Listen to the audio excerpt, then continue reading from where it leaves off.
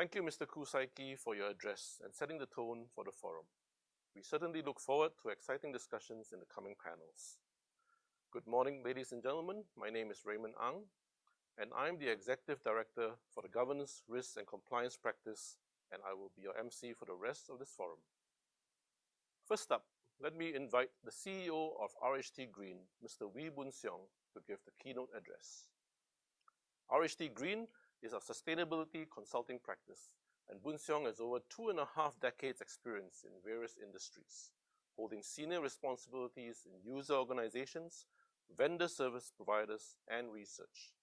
Hailing from Cambridge University with triple first-class honors and having worked in Silicon Valley, Boon Siong has a good understanding of Western and Asian work cultures, as well as traditional and startup environments.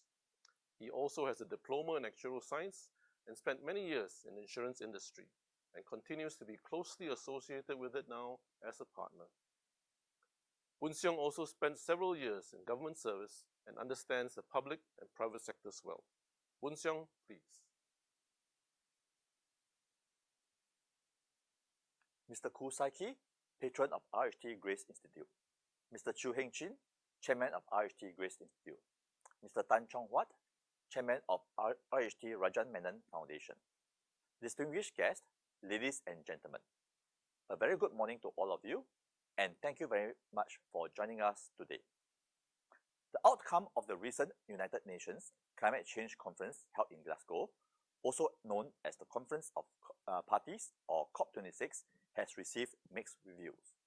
Critics say that the conference fell short of expectations, given the urgency of climate action.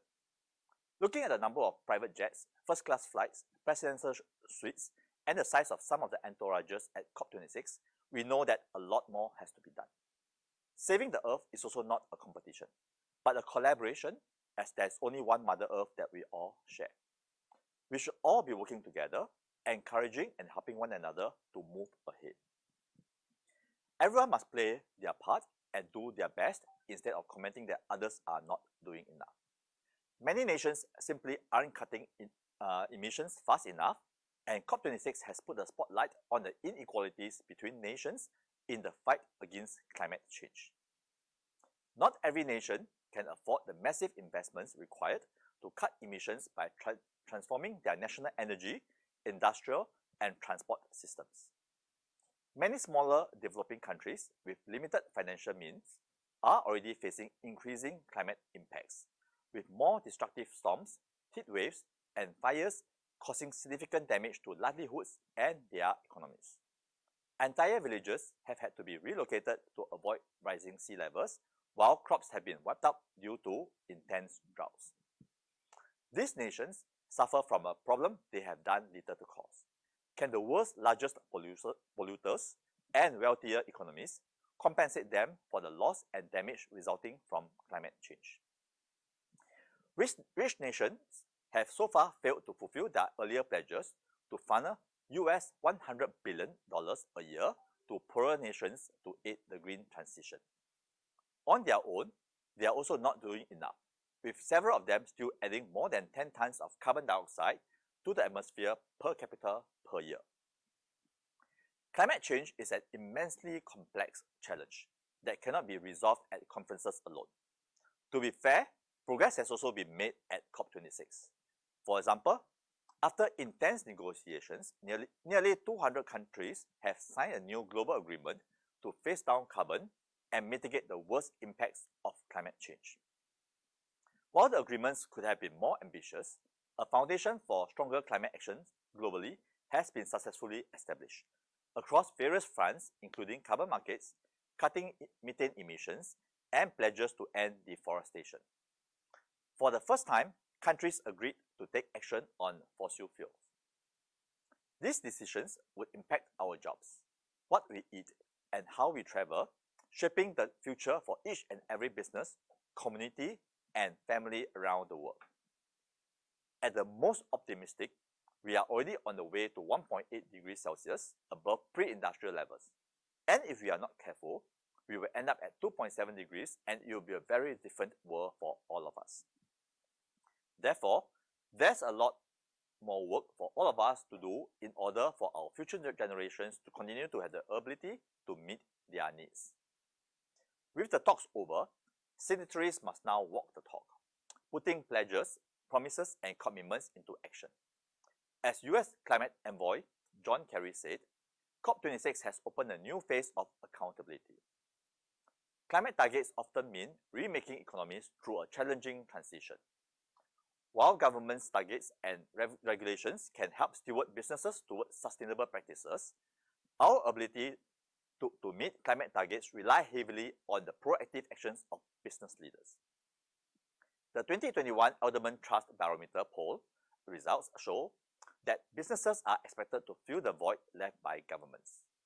At least 65% of respondents agreed that CEOs should take the lead on change rather than wait for governments to impose changes on them. In this context, the principles of governance, risk, compliance, and ethics are key to helping business leaders and board directors understand the implications of climate change to their industry, the markets they are in, and their operations. Besides having the right ethical culture in place to guide decision-making, businesses should also comply with globally accepted standards to ensure the quality and integrity of their climate actions and avoid greenwashing. Businesses, especially multinational corporations with a presence in emerging economies, now have an opportunity to make an impact with the implementation of sustainable practices that benefit their investors, employees, and community at large. To further strengthen climate action, technology and data must be harnessed to help acquire and certify data, monitor commitments to emissions reduction, and quantify the impact of carbon abatement efforts. Transparency is key to accountability. One example is GreenPass, a digital platform by agribusiness company Olam International, to enable companies to measure and manage their emissions across their operations and supply chain. Collectively, the business community can have enormous influence over the sustainability agenda, adding significant momentum to the green economy. Ladies and gentlemen, we must seize the growth opportunities of the green economy and embrace the shift towards a low-carbon one. The longer the delay, the more difficult the transition will be. RHT Rajan Menon Foundation continues to advance the sustainability agenda through its philanthropic efforts, which includes today's forum. Across one RHT, we could do more to achieve purposeful and green growth in our business. We cannot afford to wait. One RHT has invested in Air Carbon Exchange, the world's first fully digital exchange for voluntary carbon offsets with real-time trading and settlement. Both RHT Law Asia and RHT Group of Companies have launched new service offerings in sustainability and ESG matters to help clients compete in the green economy. Earlier this year, we took the first steps towards to become one of the first homegrown multidisciplinary services networks to adopt a net zero carbon target. By the end of 2021, RHT Law Asia will publish its inaugural sustainability report, becoming the first homegrown law firm to do so on a voluntary basis. The report aims to track the progress of our multi-year mission to achieve net zero carbon by 2030. We are driven by our ethos of transparency and accountability as we continuously measure, monitor, and improve our sustainability programs and help to inspire others. With rigorous processes, holistic reviews, and trusted global standards, along with GRACE principles, we believe that we can reach net zero carbon by 2030 and help our clients make the same transition. Together, we can proactively drive climate action for a sustainable future. Thank you very much. Thank you, Boon Siong, for that keynote address.